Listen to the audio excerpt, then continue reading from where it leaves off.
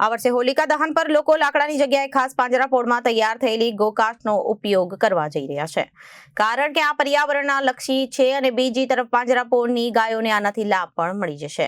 પાંજરાપોળમાં રહેતી તરછોડાયેલી ગીર ગાય સહિત અન્ય 10,000 જેટલી ગાયોના છાણમાંથી 60 ટન એટલે કે 60,000 કિલોગ્રામ જેટલી ગોકાસ્ટ ખાસ મશીન થકી તૈયાર કરવામાં આવી છે.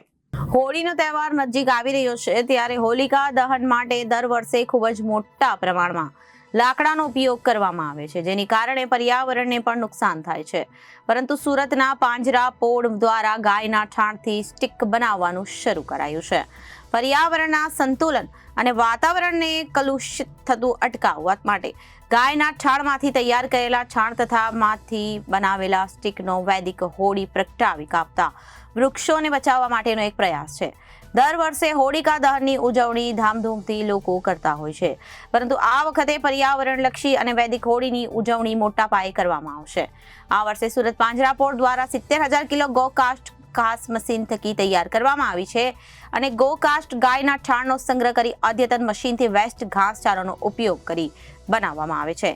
જેમણે જણાવ્યું હતું કે પાંજરાપોળ સહિત 4 સંસ્થાઓ મળીને આ સ્ટીક તૈયાર કરી રહી છે. આ માટે અદ્યતન મશીનનો ઉપયોગમાં લેવામાં આવી રહી છે. આશરે ગીર ગાય સહિત તરછોડાયેલી કુલ 12,000 ગાયના છાણમાંથી ગોકાસ્ટ તૈયાર કરી રહ્યા છે. આ વર્ષે ડિમાન્ડ વધુ છે અને અમે આ જ કારણ છે કે 70 ટન આ સ્ટીકર તૈયાર કરી રહ્યા છે, જે માત્ર સુરત જ નહીં ગુજરાતના વાપીથી વડોદરા સુધી મોકલવામાં આવી રહી છે.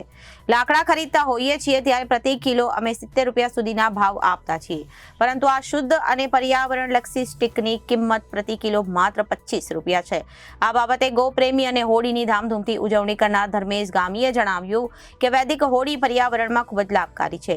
પાંજરાપોળમાં તૈયાર થનાર આ સ્ટીકના કારણે લોકો એક તરફ વૈદિક હોળીની ઉજવણી કરી શકશે અને બીજી બાજુ આ સ્ટીકની ખરીદીથી અબોલ પ્રાણીઓની પણ મદદ કરી શકશે. અમે દર વર્ષે આ સ્ટીક ખરીદતા હોઈએ છીએ અને અમે લોકોને અપીલ પણ કરીએ છીએ કે આ લોકો સ્ટીક ખરીદે અને વૈદિક હોળીની ઉજવણી કરે અને તરછોડ આવેલા ગાયોની પણ આ ખરીદીથી મદદ થઈ શકાશે. તે ઉપરાંત આવું કરવાથી કાપતા વૃક્ષોને બચાવવા માટેનો એક પ્રયાસ છે. ધર્મેશ ગામી, ગૌપ્રેમી. અમે પહેલાં લાકડાની હોળીનું પ્રાગટ્ય કરતા હતા, પરંતુ છેલ્લા 4 વર્ષથી જેમ સુરત પાંજરાપોળ ગોબર સ્ટીક બનાવે છે, એનું મેન્યુફેક્ચરિંગ કરે છે, તો અમે હવે પણ ગોબર સ્ટીક તરફ વળ્યા છીએ અને ગોબર સ્ટીકની હોળીનું પ્રાગટ્ય જ કરીએ છીએ.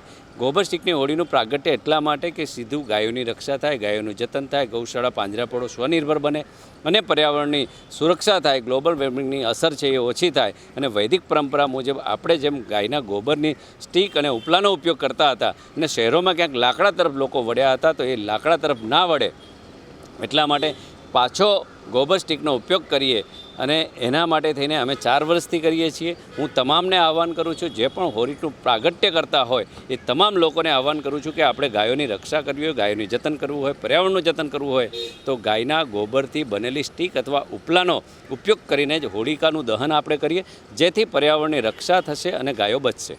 Atul Vora, general manager, Surat Panjrapol. ગાયોના છાણમાંથી બનાવેલ ગોબર સ્ટીકનો ઉપયોગ આપણે કરવો જોઈએ. એનું સૌથી વધારે કારણ તો એક તો વૈદિક હોળી જેને આપણે કહીએ છીએ, તો વૈદિક હોળી પ્રગટાવવા માટે ગાયના છાણમાંથી બનાવેલ ગોબર સ્ટીક અથવા છાણાનો ઉપયોગ સૌથી વધારે શ્રેષ્ઠ છે. એનું એક કારણ એ પણ છે કે અત્યારે જે વસંત અને શિશિર ઋતુ એ બેનો જે સંધિકાળ છે એ દરમિયાન સૌથી વધારે વાતાવરણમાં વાયરસ પેદા થાય છે. તો એ જો વાયરસનો નાશ કરવો હશે તો આ ગોબર સ્ટીકનો જેટલો આપણે કે છાણાનો ઉપયોગ કરશું એટલું એ કલુષિત વાતાવરણ થતું બચી જશે. સૌથી વધારે તો અગત્યનું એ છે કે જ્યારે જો આપણે લાકડાનો જેટલો ઉપયોગ ઓછો કરીશું એટલા આપણા જંગલો કપાતા બચશે. ભાવની વાત કરીએ તો ભાવની દ્રષ્ટિએ પણ આજે ગાયના છાણામાંથી બનાવેલ ગોબર સ્ટીક છે એ ફક્ત 20 થી 25 રૂપિયા કિલો છે. એની સામે લાકડાનો ભાવ છે 45 થી 50 રૂપિયા કિલો. અને આપણે જેને માતાનો દરજ્જો આપેલો છે એવી જો ગાય માતાને બચાવી હશે તો જેટલો આપણે છાણમાંથી બનાવેલ ગોબર સ્ટીકનો ઉપયોગ કરીશું એટલું પાંજરાપોળ અને ગૌશાળા કે જેનો આનો ઉપયોગ કરે છે એ વધારે સ્વાવલંબી થતી જશે. Reporter Arvind Rathod, Janadesh news, Surat.